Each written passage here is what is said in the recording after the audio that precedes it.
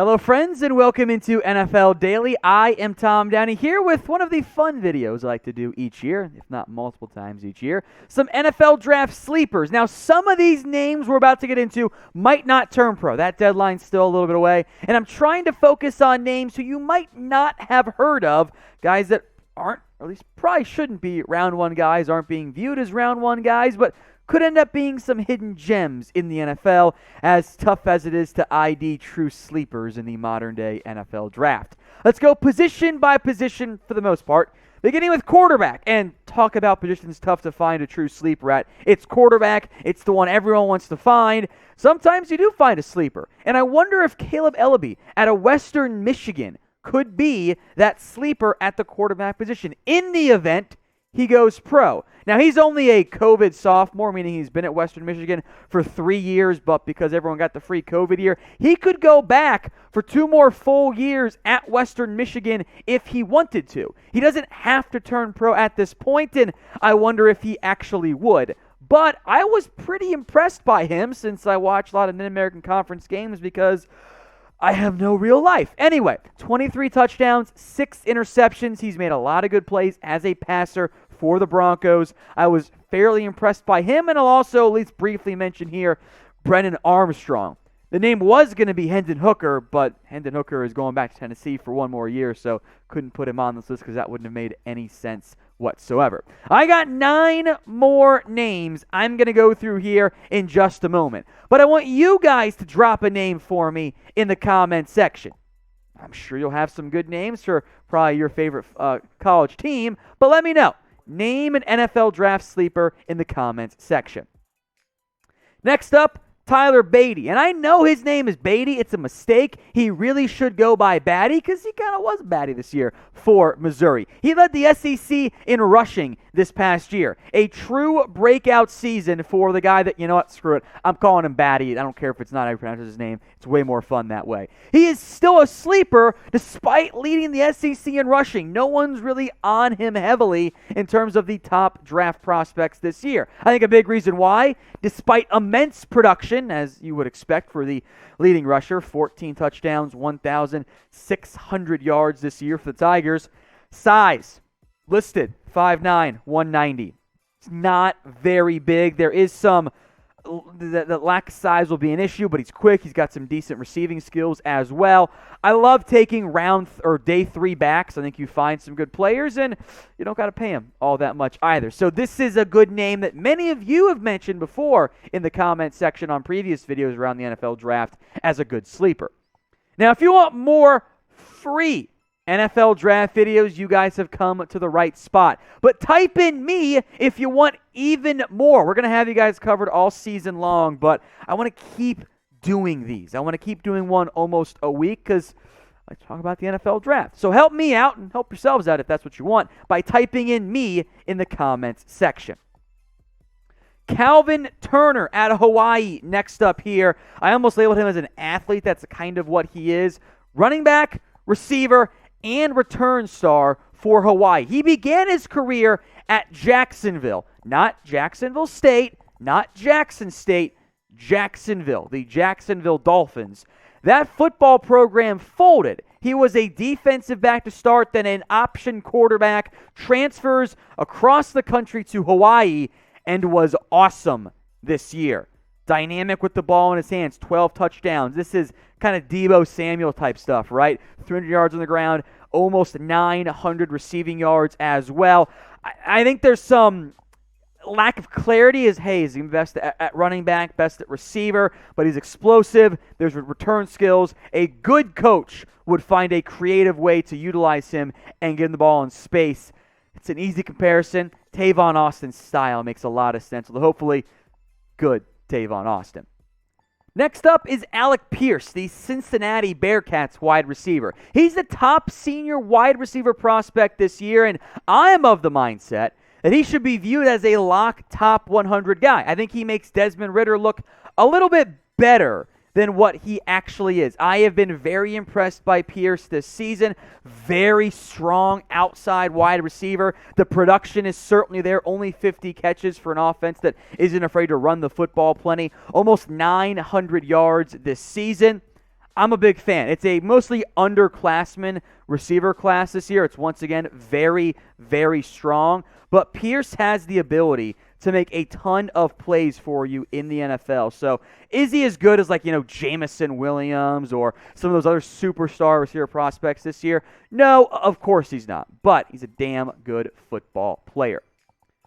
Folks, NFL jerseys are on sale as low as $80, by the way. Some of them $90, some of them $85. Some, if you want to go with an older player not on their current team, you get it for $20, but you're not going to do that. Chatsports.com/jersey deal. That link is in the comment section and it's in the description. Check it out. Whatever team you're a fan of for the NFL, they've got a jersey for you guys, from the Bills, the Dolphins, and those of you cheering for first-year players, rookies, they got you covered as well. Chatsports.com/jersey deal. Justin Fields ones also on sale right now.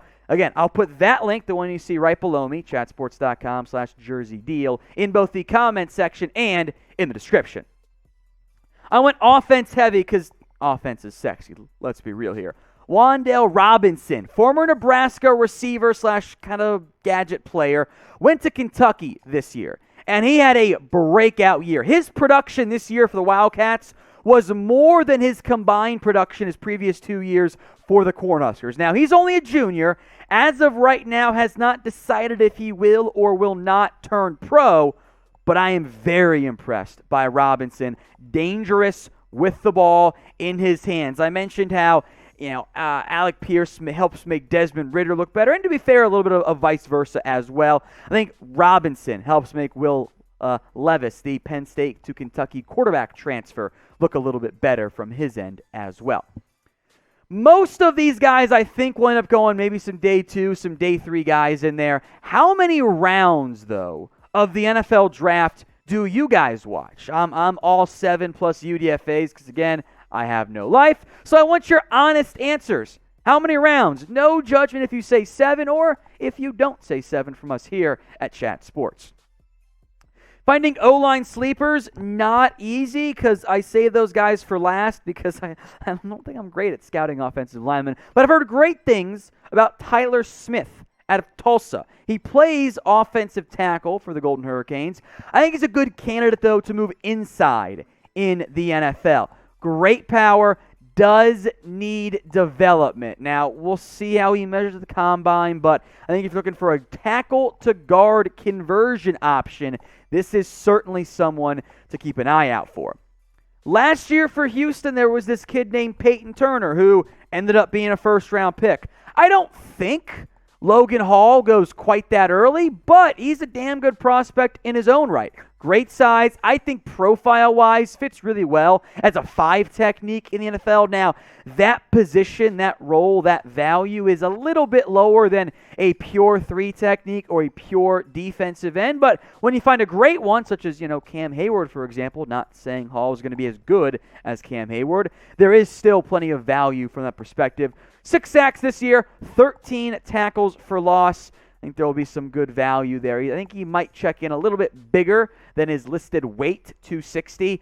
Draft weight fluctuates heavily around the combine. I wouldn't be surprised if he checks in closer to maybe 270 this year at the combine, which hopefully this time we actually have after last year's very disappointing cancellation.